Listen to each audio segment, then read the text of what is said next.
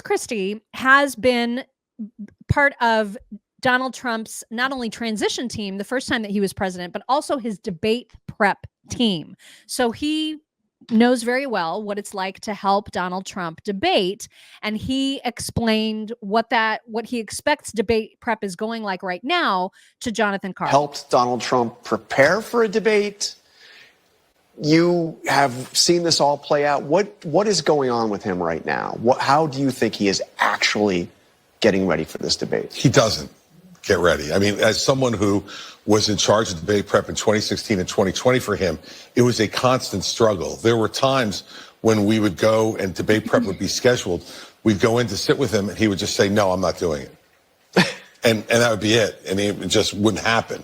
And so my guess is that, especially now, as you said in the lead up, his 7th general election presidential debate, he really doesn't think he needs to prepare. He believes that just whatever his gut instincts are what's going to carry him. He will allow people to speak at him for a while. I will guarantee you there's been no mock debates. There never has been. He won't allow it, won't permit it. So he will be typically Donald Trump, which is he's just going to go in there and wing it. And that's why I think what Kamala Harris does in this debate is significantly more important than what Donald Trump does, because he's going to be him. He's just going to wing it. You've seen this show before. She's the one that's going to get the most attention. God, he's so bitter, isn't he? So bitter. So bitter and angry. He's just somebody. I wish they would get Esty to do a mock debate with him though, and just be like, I mean, but he's just unburdened by what has been. Somebody needs to get Christie a donut. He's so mad. I do think he's wrong though. I think that Trump has done a little bit of prep. I mean, it's not like he's talking to Trump. So how would he know? I don't know why they interview these people. They interview these people because they're bitter and angry and hateful. And they're like, ooh, that'll be so great to put on TV because Chris Christie hates him. Let's get him. Call him up. Get him on come on, let's get him on. I mean, it's just so stupid, but that's what these networks do. But I mean, he's not talking to him. So I think Trump is actually prepared a little bit, and he probably got with Tulsi and they did a little bit of prep. But yeah, he for the most part, he does, just fly by the seat of his pants because he knows his shit.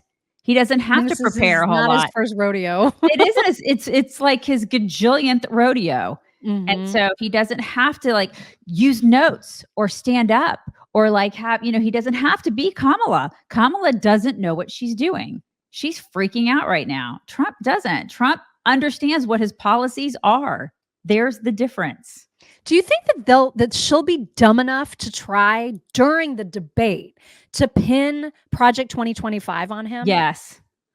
Yes, they're still doing that. I mean, I'll watch the shows I was watching over the weekend.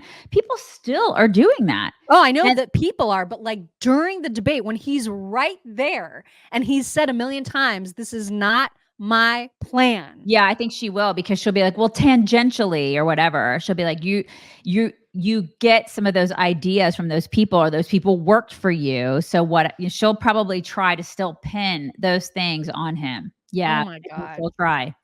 That's really dumb. And it's because it goes back to the whole, how he will, I don't think he'll ever be able to separate himself from that, because it is just so ingrained in liberals' minds that he's connected to that somehow, which is dumb. He said it a million times. I'm not connected to it. I have nothing to do with that. I have my own agenda. Go read it. As opposed to your website that has 0 policies on it. Well, now it does. And we'll get to that. Yeah, she did add all of her policies out there finally. Well, she didn't. Her team did. Late last week, we recorded an episode of our podcast with Zach Abraham, our sponsor and friend. He is from Bulwark Capital Management. And if you guys haven't seen it, it came out yesterday, I think. Yep. And it's a really, really good one, because he breaks down this whole unrealized capital gains nonsense, which is so important for people to understand. I know a lot of people want to blow it off because it's like, oh, it's just for people of a net worth of 100 million or more. He explains very well why that's not the case at all. And everyone needs to be thinking about this as just one of the risks of having communist Kamala as a potential president. But there's so much other information that you can glean from Zach, and you can have your own consultation with him just to find out, like, you may already have a financial planner that you love, and that's fine, but it's always great to get a second opinion. And he's a great person to give you that second opinion. He'll help you. He'll listen to what you have right now in your retirement portfolio, tell you if there's things that he would suggest changing or adding or removing.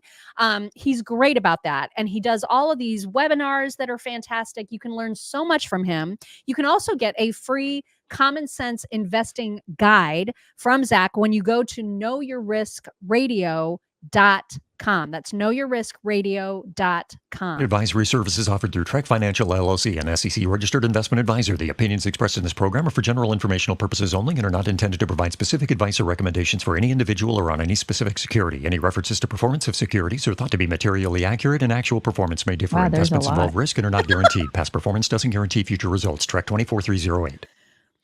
Jennifer Rubin, who is one of the people that continues to try to pin Project 2025 on Donald Trump. Don't forget, this is somebody that calls herself a Republican. Another one. Yeah. Psycho. This woman is psycho. Listen to the crazy that comes out of her mouth during this segment on MSNBC. Do you think the abortion issue will be handled by both candidates? Because I'm sure Harris will be better than Biden at being able to, as we've seen over the last several weeks, to prosecute the case of Trump's position on reversing reproductive rights in this country. I think she uses the same approach she did in her speech at the convention. They are out of their minds if they think women are going to allow the government to track their periods, if we're going to allow the government to regulate or ban IVF, if they are going to force teens who have been raped or are the victims of incest to be forced to give birth. And I think she just has to say that emphatically. And when either she or he bring up the topic, then she simply has to say, he'll say anything to get elected. He even now wants to be the champion of abortion rights. But his supporters are supporting him because he repealed Roe v. Wade, because he appointed justices who rolled these things back. And I think to her prosecutorial skills, if the moderators don't bring it up, and it would be journalistic malpractice if they don't, she's got to bring up the fact he is threatening to imprison his enemies. He is threatening a bloody roundup of 11 to 12 million people. He's planning a bloody roundup. She said. It's going to be bloody, you guys. The roundup. It's going to be bloody. Oh, my God. And tracking of the periods. God. First of all, she needs to take her retainer out before she goes on air. It was very distracting. Is that what that is? Or does she I just don't know. have like a probably not, but it sounds like she has a retainer in. But but yeah, listen, the whole tracking of the periods thing, that is the dumbest. Seriously? Are you kidding me? Come on, do better. Just do better. And there are dumb people, dumb women out there like, they're going to track our periods. It's going to be Handmaid's Tale. It's going to be on a big PowerPoint in JD Vance's computer. I'm so freaked out. Are you kidding? This is what you're talking about. I just can't with these women. They're so dumb. That is the dumbest thing ever. Oh my God. There's that. And then, I hope that they do round people up and deport them. I hope they do. It doesn't need to be bloody. They just need to be put on a plane and sent on their merry way. Right. Where does blood come into this? I don't know. Like, why does it have to be bloody? It's ridiculous, but okay. It's a little hyperbolic. All right. Griff Jenkins also gave a debate preview. Listen, I mean, to pick up on Molly's point a little bit, I think you also have to realize that Harris has never been on a debate stage this big in her life. This is President Trump's 7th time. 3 times against Hillary, twice against Biden during COVID, and then recently against Biden. No candidate in history has ever been in that so many times. And so while you're seeing Harris sort of downplaying expectations in hopes of, well, do no harm, have a few good lines, he may be right that the media is like, see, there was a zinger. She got him. But I think on the other hand, if you're Harris, you're doing this debate prep for days holed up in Pittsburgh because you know that ultimately you're playing in the Super Bowl for the first time, and you've got more than anything to lose, particularly if there's only one night. We're going to see this before the election, 59 days. She's going to be so nervous, you guys.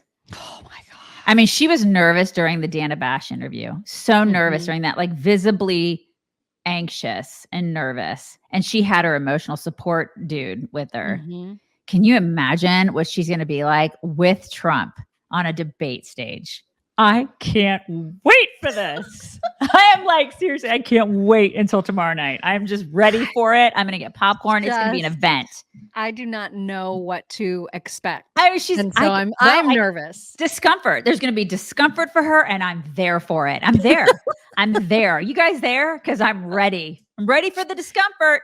I wonder if they'll ask her at all about the cover-up of Joe Biden's cognitive decline. They probably and her won't. role in that. The questions will be softball questions, but he will not let her off easy. Trump won't. Yeah. He will hold her feet to the fire. He's just not good. And then my question will be, will she be like Kavanaugh Kamala, or will she be, I'm a victim, he's so mean, he's so orange and mean? Oh no, she can't. If she comes off as a victim, then that will be like a deal breaker for a lot of people in this country, because it's like, listen, if you're going to be Miss Victim Pants, I don't think I've seen her do that. I've seen people do it for her, but I've not seen her do that. Yeah, she I don't expect her to do that. I just wonder if she's going to be giggly, or like you said, is she going to be Kavanaugh Kamala? I feel like she's going to try to come in like Kavanaugh Kamala, because she can't be anything else. She has to promote strength.